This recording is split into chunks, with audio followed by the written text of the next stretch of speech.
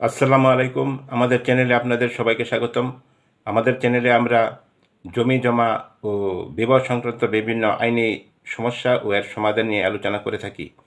আমাদের সাথে লাইভে যুক্ত আছেন আজকের অতিথি। তো চলুন শুরু করা যাক আজকের আলোচনা। আজকে যে বিষয় নিয়ে আলোচনা করব, বিষয় হচ্ছে আপনার জমি অন্যের নামে রেকর্ড হয়েছে বা খাস খতিয়ানে চলে গেছে, কিন্তু জমির মালিক আপনি, ফিরে পাবেন কিভাবে? এই বিষয়টি নিয়ে বিস্তারিতভাবে আলোচনা করব। সিএস খতিয়ান, এস এ খতিয়ানে আপনার পূর্বপুরুষের নাম আছে, কিন্তু বিএস খতিয়ানে এসে দেখা গেল সম্পত্তি অন্যের নামে রেকর্ড হয়ে গেছে বা সরকারি খাস খতিয়ানে চলে গেছে, এরকম হতে পারে। আবার সিএস খতিয়ান, এস এ খতিয়ানে পূর্বপুরুষের নাম আছে, আর এস খতিয়ানে যে অন্যের নামে হয়েছে বা সরকারের নামে হয়ে জমি খাস খতিয়ানে চলে গেছে। সেই ক্ষেত্রে এই সম্পত্তি আপনি কিভাবে ফিরিয়ে আনবেন? আপনি মনে করছেন যে সম্পত্তি যেহেতু সরকারের নামে খাস খতিয়ানে চলে গেছে, এই সম্পত্তি আর ফিরে পাওয়া যাবে না, অথবা অন্যের নামে রেকর্ড হয়ে গেছে, তিনি একজন শক্তিশালী মানুষ, তার লাঠি সোটার বল আছে, পেশি শক্তি আছে, জনবল বেশি, এই সম্পত্তি তো ফিরে পাওয়া যাবে না। না, সেই দিন শেষ, সে সুযোগও শেষ। এখন আপনাকে মনে করতে হবে যে এই সম্পত্তি আপনার, আপনার পূর্বপুরুষের নাম সিএস খতিয়ান, এস এ খতিয়ান আছে, তাহলে এই সম্পত্তি আপনিই মালিক। এখন আপনি কিভাবে মালিক হবেন? আমরা সিএস খতিয়ান, এস এ খতিয়ানের বিস্তারিত একটু বুঝি। সিএস খতিয়ান হচ্ছে ক্যাডাস্ট্রাল সার্ভে, অর্থাৎ এই জরিপটি ব্রিটিশ সরকার করেছিল, এবং ব্রিটিশ সরকার করে যারা রায়তি ছিল, অর্থাৎ ব্রিটিশ সরকারের আমলে যারা ইংরেজদের কাছ থেকে, অর্থাৎ জমিদার প্রথা ছিল, জমিদারদের কাছ থেকে জমি বর্গা নিয়ে করত, তখন এই বর্গাতিদের নামে এই সিএস খতিয়ানটি করে দেয় রায়তি স্থিতিবান। রায়তি স্থিতিবান যে সিএস খতিয়ানে লেখা আছে, তারা স্থায়ী মূলে, মানে জমির দখল মূলে স্থায়ী মালিক। সেই সুবাদে তারা কিন্তু মালিক হয়েছে। তারপরে পাকিস্তান সরকার এসে আবার এই খতিয়ানের পাশাপাশি জমি যখন পাকিস্তান সরকার নিজেদের আয়ত্তে নিয়ে নেন, তখন তড়িঘড়ি করে আর একটি খতিয়ান করছে, সেটা স্টেট অ্যাকুইজিশন, এসে খতিয়ান। তো এই খতিয়ান গুলিতে পূর্বপুরুষের নাম আছে, তাহলে জমির মালিক আপনারা। কিন্তু পরবর্তী যে কোনো রেকর্ড হোক, আর এস হোক আর বিএস হোক, এই রেকর্ডটি অন্যের নামে হয়েছে বা সরকারের নামে হয়েছে, যার কারণে জমি আপনাদের হাতছাড়া। এই বিষয়টি নিয়ে যদি আপনার জমি যদি আপনি বের করতে চান, আপনার সম্পত্তি আপনার কাছে আনতে চান, তাহলে আপনাকে যে কাজগুলি করতে হবে, এক নম্বর হচ্ছে রেকর্ড যাচাই করে ভুল নির্ধারণ করতে হবে। কি কারণে আপনার এই সম্পত্তিটা অন্যের নামে রেকর্ড হয়ে গেল?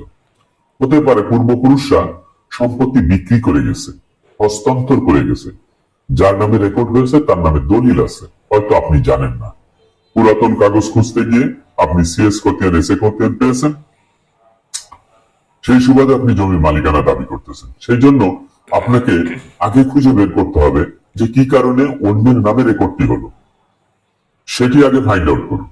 2 নম্বর হচ্ছে, যদি সরকারের খাস খতিয়ানে যে থাকে, তাহলে বুঝতে হবে যে এই সম্পত্তি পতিত অবস্থায় ছিল, এই সম্পত্তির মালিক পাওয়া যায়নি, এই সম্পত্তির নামজারি করা হয়নি, এই সম্পত্তির খাজনা দেওয়া হয়নি, ইত্যাদি ইত্যাদি, যার কারণে সরকার খাস খতিয়ানে নিয়ে গেছে। তাহলে এই খতিয়ানটি যদি আপনি সংশোধন করতে যান, তাহলে প্রথমেই রেকর্ড যাচাই করে আপনার ভুলটি নির্ধারণ করতে হবে। তাহলে রেকর্ড যাচাই করতে গেলে সকল রেকর্ড খতিয়ান আপনাকে উত্তোলন করতে হবে, সংগ্রহ করতে হবে। সিএস খতিয়ান, এস এ খতিয়ান, আর এস খতিয়ান, বিএস খতিয়ান, অর্থাৎ আপনি যে খতিয়ানটার মূলে অন্যের কাছে সম্পত্তি চলে গেছে, সেই খতিয়ানটা পর্যন্ত আপনাকে সংগ্রহ করতে হবে। নাম্বার 2 হচ্ছে, খাস খতিয়ান বা অন্যের নামে কেন হয়েছে তা জানা একান্ত প্রয়োজন। তো এই বিষয়টি জানতে হলে আপনাকে কি করতে হবে? আপনি সরাসরি এসি ল্যান্ড অফিসে গিয়ে আপনারা তথ্য অফিসারের সাথে যোগাযোগ করে আপনারা সেখান থেকে তথ্য নিতে পারেন যে কোন কারণে আপনার এই সম্পত্তিটি খাস খতিয়ানে চলে গেল বা অন্যের নামে রেকর্ড খতিয়ান হলো, সেটি কিন্তু আপনি খোঁজ করতে পারেন। নাম্বার 3 হচ্ছে, এসি ল্যান্ড বরাবর আপনি আবেদন করতে পারেন। এই তথ্যগুলি সংগ্রহ করার পরে আপনি যখন ক্লিয়ার একদম বুঝে গেলেন যে এই সম্পত্তি আপনার পূর্বপুরুষের, আপনিই মালিক, কিন্তু অন্যের নামে ভুল ক্রমে এই রেকর্ড খতিয়ান হয়েছে, তখন আপনি এসিল্যান্ড বরাবর আপনি আবেদন করতে পারেন। তো এসিল্যান্ড বরাবর যখন আপনি আবেদন করবেন, তখন জমি আপনার প্রমাণ করার জন্য আপনাকে কিন্তু সেখানে ডকুমেন্টস সাবমিট করতে হবে। সেই ডকুমেন্টস হতে পারে, যদি ক্রয় সূত্রে সম্পত্তি হয় তাহলে দলিল, তারপরে ক্রয় সূত্রে সম্পত্তি না হয়ে যদি খতিয়ান মূলে হয় সিএস খতিয়ান, এসএ খতিয়ান, বিএস খতিয়ান, ভুল যে রেকর্ড খতিয়ানটি হয়েছে সেই ভুল রেকর্ড খতিয়ানটা পর্যন্ত সংগ্রহ করে আপনাকে প্রমাণ করতে হবে। এবং আপনি যে ওই সম্পত্তির মালিক, আপনার এলাকায় যদি তদন্ত টিম পাঠায় এসিল্যান্ড অফিস থেকে, তারা যেন অন্তত পক্ষে বলতে পারে যে এই সম্পত্তিটি আপনাদের। এটা প্রমাণ করার জন্য যে সকল ডকুমেন্টস প্রয়োজন সেই সকল ডকুমেন্ট অবশ্যই আপনাকে সংগ্রহ করে রাখতে হবে।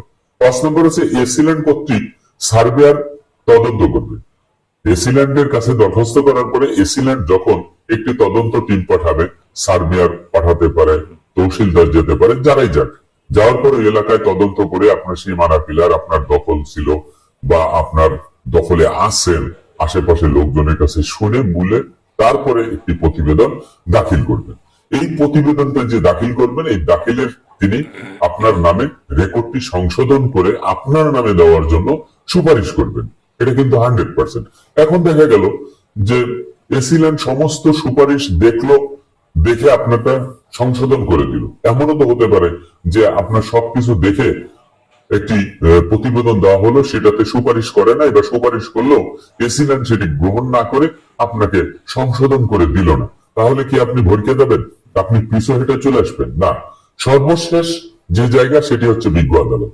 আপনাকে এই সম্পত্তি ফিরে পেতে হলে আপনাকে কিন্তু সরাসরি বিজ্ঞ আদালতে একটি সিভিল মামলা করতে হবে। অর্থাৎ একজন সিভিল লয়ার দেওয়ানি আদালতে, যিনি জমি সংক্রান্ত বিষয়ে মামলা করেন, একজন অভিজ্ঞ লয়ার শরণাপন্ন হয়ে এই কাগজপত্র দিয়ে আপনি ডিক্লারেশন শুট মামলা করতে পারেন। আপনি ডিক্লারেশন শুট মামলা করলে আপনার সকল কাগজপত্র দেখে যাচাই বাছাই করে তারপরে মনে করেন একটি তদন্ত যদি করার প্রয়োজন হয়, তদন্ত করে তারপরে আপনার এই মামলার রায়টি ঘোষণা করবেন। মামলার রায় যখন আপনার পক্ষে চলে আসবে, তখন আপনি কি করবেন? এই রায়ের কপি দিয়ে আপনি সরাসরি আপনার নামে নামজারি করার জন্য আবেদন করবেন। আর নামজারি করার জন্য আবেদন করলে তখন এসিল্যান্ড কিন্তু আর তার কিছু বলার থাকবে না। এসিল্যান্ড তখন কি করবে?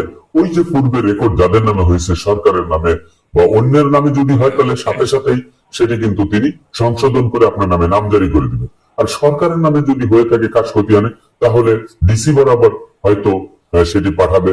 পাঠানোর পরে ডিসি সাহেব সেটাকে অবমুক্ত করে দিবে। অবমুক্ত করে দেওয়ার পরে তারপরে আপনার নামে নামজারি হবে। ডিসি সাহেব যদি পুনরায় আবার তদন্ত করতে চান, সেটিও করতে পারেন। কিন্তু আপনার পক্ষে রায় আসলে আপনি এটি নামজারি করে আপনি ব্যক্তি মালিকানা অর্জন করতে পারবেন। এইভাবে আপনি এই রেকর্ড অন্যের নামে হওয়া বা খাস খতিয়ানের সম্পত্তি চলে যাওয়া, এটি আপনি পুনরুদ্ধার করতে পারবেন। আশা করি আপনি বুঝতে পেরেছেন। আমাদের ভিডিওটি আপনার ভালো লাগলে লাইক, কমেন্ট ও শেয়ার করতে ভুলবেন না। আর এই ধরনের ভিডিও পেতে আমাদের চ্যানেলটি সাবস্ক্রাইব করে আমাদের সাথে থাকুন। ধন্যবাদ সবাইকে। আল্লাহ হাফেজ।